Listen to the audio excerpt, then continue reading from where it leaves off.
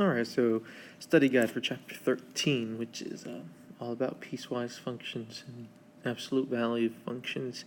So first we're given this piecewise function and we're asked to find each function value.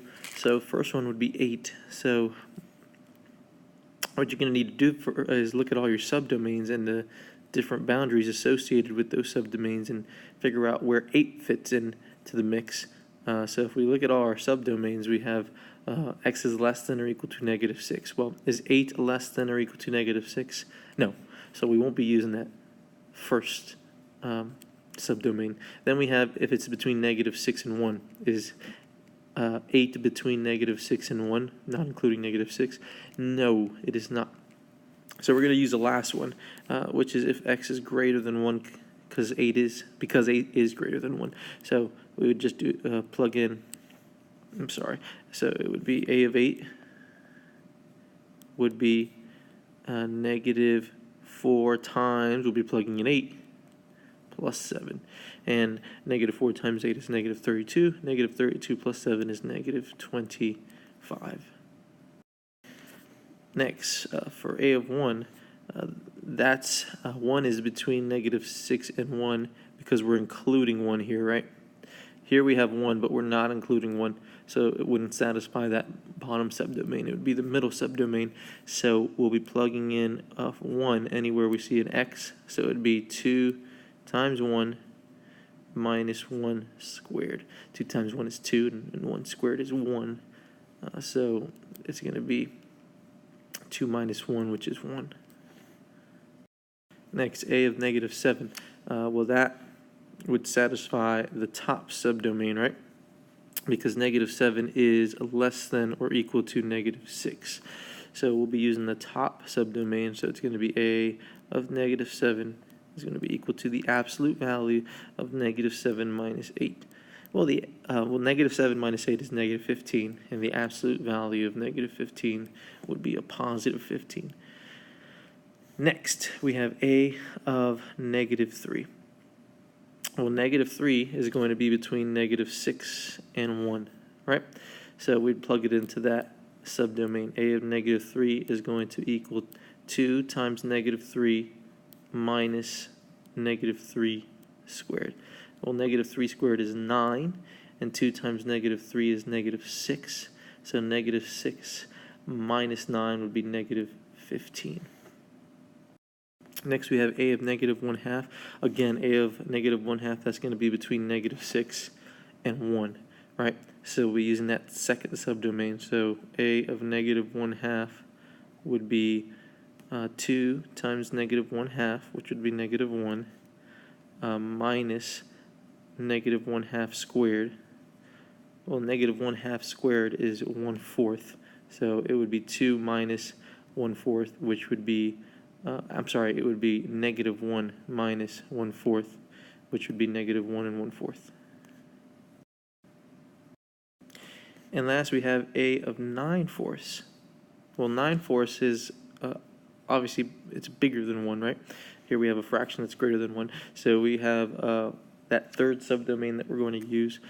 So this would be a of 9/4 equals -4 times 9/4 plus 7.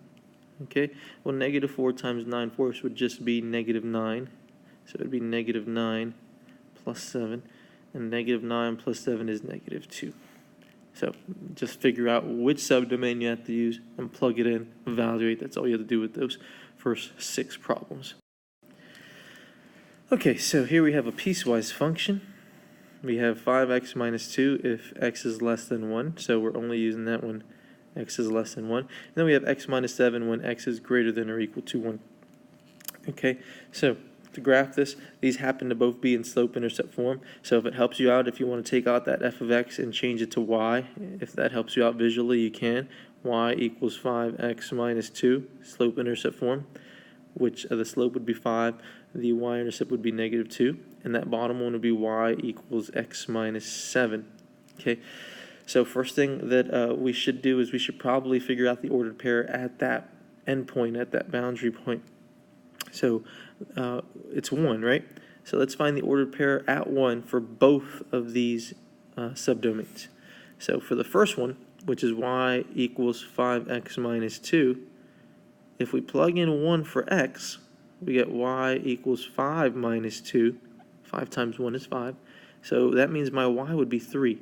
So the ordered pair at that endpoint would be 1, because we plugged in 1 for x, comma, 3. If we plug in 1 for our other subdomain, we get y equals 1 minus 7, which is y equals negative 6. So for that other subdomain, our ordered pair at that endpoint, at that boundary point, would be 1 comma negative 6. So let's work with this subdomain first. We're only using this subdomain when x is less than 1. Okay, so 1 is right here, right? That's 1. And I'm sorry, that's negative 1. That's not 1. 1 is right here. I'm sorry about that. That's 1. So at 1, that first subdomain is going to be at position 3 on the y-axis. So 1 comma 3 would be that position. Okay, but when are we using the subdomain? We're only using the subdomain when x is less than 1. So if we're only using it when x is less than 1, we can include 1, which would mean that we had to have an open circle on 1. An open circle on 1 comma 3. Okay, now from that endpoint, we're looking for what's less than 1. So we're wanting that subdomain to go to the left on our coordinate plane, to the left. So we use our slope and we figure out the other points. Our slope is 5, so that means we would go down 5 and to the right 1. Down 5 to the right 1. Okay, and that would be your, let me try to draw a line here straight as possible. That would be your subdomain for all the values that are less than 1. What about when it's greater than 1? Well, when it's greater than 1, we start at this point. I'm sorry, when it's greater than or equal to 1, we start at this point, which is 1 comma negative 6, which would be right here. And this time we're using a closed circle because if you looked at your subdomains, it said x is greater than or equal to 1. So in this case, we can actually include 1. Okay, so we're going to use a closed circle. And how do I figure out the rest of the graph? Remember, we're looking for when x is greater than or equal to 1, so we're going this way. So we just use our slope. Our slope happens to just be 1, 1, right? Our slope is 1, so we would just go up 1 to the right 1, up 1 to the right 1, up 1 to the right 1, up 1 to the right 1. So it would look like that. That would be your piecewise function. Another piecewise function, so first subdomain is negative 3x plus 7. If it helps you out, you could just take p of x and write y instead. Remember, our first step is to find the ordered pair at that endpoint, which the endpoint is 3. So we're going to set x to equal 3. So that's going to be y equals negative 3 times 3 plus 7. Well, negative 3 times 3 is negative 9, and negative 9 plus 7 would be negative 2. So our ordered pair at that boundary point would be 3 comma negative 2. Would we be including it in that subdomain? Absolutely, because it's less than or equal to. For the second subdomain, it's just y equals x, right? So if we plug in our 2 boundary points, our 2 endpoints, because we're using this subdomain when x is between 3 and 5. So let's first plug in 3. When we plug in 3, it's going to be y equals, well, we plugged in 3. So what does y equal? It equals 3. So that would be 3 comma 3, since we plugged in 3 and my answer was 3. If we plug in 5, it would be 5 comma 5. X would equal 5, y would equal 5. Now, for this one, we have 2 less than symbols, which means that we're going to have 2 open circles when we graph this. We're not including these points, we're just including what's between these points. Okay, and the last one would be y equals negative 1. This is just going to be a horizontal line at negative 1, right? And it would just be on 5. It would just be on y equals 5. Okay. I'm sorry, it would just be on -1, not 5. I was looking at this. Okay, we're only using this when when x is greater than or equal to 5. I'm sorry about that. So let's go ahead and plot these on our coordinate plane. Let's start with the first one. The first subdomain is -3x plus 7.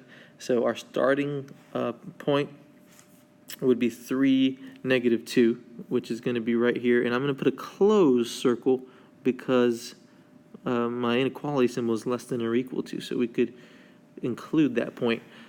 And it's less than or equal to, so we're looking for the behavior of this line to the left of 3, okay? So we have our slope. Our slope is -3, and we're wanting to use that to the left, so that's going to mean that we're going to go up 3 to the left 1, up 3 to the left 1, up 3 to the left 1. So that line would look something like this, okay? And that would be for any value that's less than or equal to 3. Now, what about between 3 and 5? This little section here, what about between 3 and 5? Between 3 and 5, we're using y equals x. So here we have two endpoints. We have two endpoints. 3, 3, 5, 5. So we're just going to plot both of these ordered pairs. So 3 would be right here, and I'm going to put an open circle because it was less than. And then 5 would be right here. And connect them. And that would be the little portion that we'd use between 3 and 5. And then last, when x is greater than or equal to 5, we're just doing that horizontal line right on -1. Okay, and we're including 5 because it's greater than or equal to.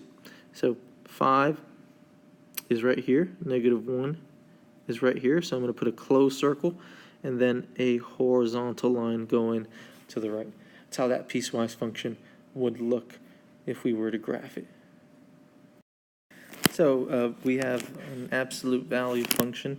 So remember, the absolute value formula is f of x equals a times the absolute value of x minus h plus k, where h k is going to be your vertex and a is going to be your slope. Okay. Now notice this is a positive h. Over here we have a negative h, so this is going to be opposite, right? It's going to be opposite. So in this problem here, what number is in the h position? 2, but remember it has to be opposite. So it's actually going to be negative 2. Okay, and what number is in the k position? 1. So what's my vertex? -2, 1, which is right here. Okay, next, what's my slope? My slope is going to be 1, right? The number in the a position, there is no number, so that means it's 1. Okay, so that means I'm going to go up 1 to the right 1, and then the opposite of that, remember, for the left hand of this absolute value function, we're going to use the negative version of that slope, which would be -1, or which would go to the left 1 and go up 1. Or you could just do the mirror image of what you just put on the right side, and that would also work. And you keep doing that a few more times, and you get that V shape that you always need to see. Whew, I messed up. You get that V shape that you always need to see when you graph these absolute value functions. So your vertex would be -2, 1. Most of the times, all the time, your domain for absolute value functions is going to be all real, and your range is going to be y is greater than or equal to 1. Next, number 10. What is our vertex? Remember, vertex is h, k. So what number is in the h position? It's -4, so that means it would be, since it's opposite, it would be +4, right? And what number is in the k position? 0. 0 is in the k position. Okay? So our vertex would just be 4, 0. And the slope is negative, so that means our v is going to be pointing downwards. okay? And it's negative 5 over 2. So we're going to go down 5 to the right 2. We're going to do the same thing on the other side, okay? And there you have your absolute value v function, and it's pointing downwards because my slope was negative. What would our domain be? Again, it's going to be all reals. What would my range be? My range would be y is going to be less than or equal to 4. Remember, we want to split these, right? There is no stuff that we need to get rid of. There's no stuff on the outside, so we're just going to split it. It's going to be negative 6k equals 30, and negative 6k equals negative 30. If you solve this, you would get k can equal negative 5, and k can equal positive 5. Those are my two answers. Here we have stuff on the outside that we need to get rid of. So let's first get rid of this 3 by subtracting by 3 on both sides. We'd be left with negative 1/2 times the absolute value of r plus 9 equals negative 14. Then we have to multiply each side by the reciprocal of negative 1/2, which would be negative 2 over 1. All right? So if we do that, we get the absolute value of r plus 9 equals positive, this is supposed to be 2 over 1, not 2 over 2, I'm sorry, positive 28. Now we can go ahead and split it. So we have r plus 9 equals 28, and we have r plus 9 equals negative 28. So if we solve this, we would be left with r equals 19, and r equals negative 37. Those would be our two answers. Okay, number 13. So we have stuff on the outside that we need to get rid of first. So that's the first thing we do. We divide by negative 8, right? And if we do that, because we're dividing by a negative, we have to flip the inequality symbol. Negative 8 divided by negative 8 would be 1. And now we do not have anything on the outside of those absolute value bars. We don't have any of that stuff. So we go ahead and split it. Remember, here we're going to do the KISS method. So the first one's going to be just what we read on the top there without the absolute value bar. So it'd be x over 3 plus 1 is less than 1. And for the second one, we're going to do that KISS method, which is we're going to keep first part of the inequality the same, switch the inequality symbol, and then switch that number on the other side of the inequality symbol to its opposite, which would be negative 1. And now we solve. So this is going to be x is less than 0, and this is going to be x is greater than negative 6. So let's go ahead and graph them now. Now, first of all, if you notice, when we flipped our inequality symbol, this is a less than symbol, which means that it's going to be an and compound inequality. So that means our answer is going to be between 0 and negative 6. So we can go ahead and already do the interval notation. It would be 0, negative 6 with parentheses, because this is a less than symbol and this is a greater than symbol. We're not including 0 and 6. So, I'm sorry, 0 and negative 6. So here's negative 6, and x is going to be greater than negative 6 and less than 0. So it's going to be between those 2 points. Last problem. So first we want to get rid of the stuff, which the stuff would be 12. That would make this absolute value of x minus 5 is less than 3. Then we go ahead and split it. We have x minus 5 is less than 3. Use that KISS method, so we keep x minus 5, switch greater than, and switch negative 3. We solve this, and we're left with x is less than 8, and x is greater than 2. Now, again, we have a less than symbol here, so there's going to be another and compound inequality. That means my answer is going to be between 2 and 8. So we could already do the interval notation. It would be 2, 8. Again, with parentheses, because it's a less than and a greater than symbol. We're not including that in our answer. So here is 2 with an open circle. Here is 8 with an open circle. And our answer is going to be between those 2 points. That is the study guide. We are done. Make sure you not only study with this study guide and this video, but also study your notes and be prepared for tomorrow's test. I will see you tomorrow. Have a great day.